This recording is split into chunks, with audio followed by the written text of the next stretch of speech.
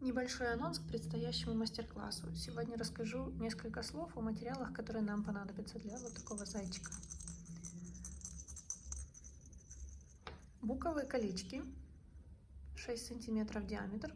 Ссылку, где заказывала, я оставлю под видео, но думаю, она будет актуальна только для тех, кто живет в Украине.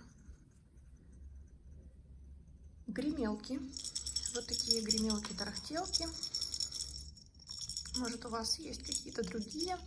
Эти, честно говоря, наполнитель немножко скрадывает звук, и в игрушке она гремит потише, чем без наполнителя. Но все равно гремит.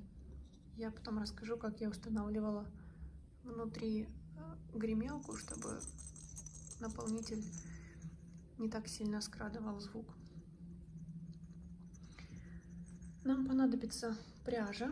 Я вязала вот этого зайку пряжей Yarn Art Jeans, цвет номер 15.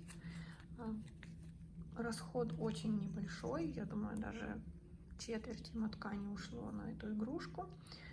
Той же фирмы у меня белая пряжа и совсем немножко красной.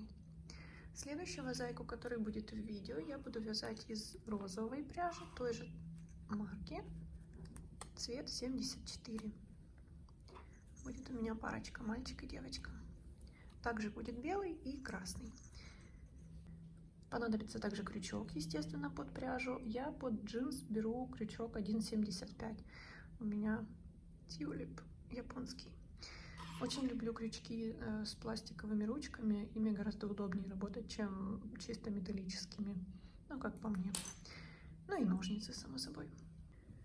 Естественно, нам понадобится наполнитель. Я использую наполнитель гипоаллергенный Hello Fiber. Он такой достаточно мелкой скрутки. И он очень упругий и хорошо держит форму. Даже когда мы сжимаем игрушку, она сохраняет форму и не деформируется сильно. Я очень плотно набиваю игрушки, поэтому они такие упругие. Глазки у нас будут на безопасном креплении. Диаметр 8 миллиметров. Вот такие глазки на гвоздике со шляпкой. Понадобятся иголочки. Иголка с большим ушком тупая для вышивки, но я использую ее для сшивания деталей. И понадобится еще иголка длинная, более тонкая, с меньшим ушком для вышивки носика. К этой иголке мы также подбираем пряжу. Это нить для вышивки. Акрил очень тонкий, он похож на мулине по толщине. Но вы, возможно, будете использовать какую-то другую. И понадобится нам еще булавочки для того, чтобы скреплять детали изделия, прежде чем мы будем сшивать. Собственно, это все материалы, которые нам пригодятся.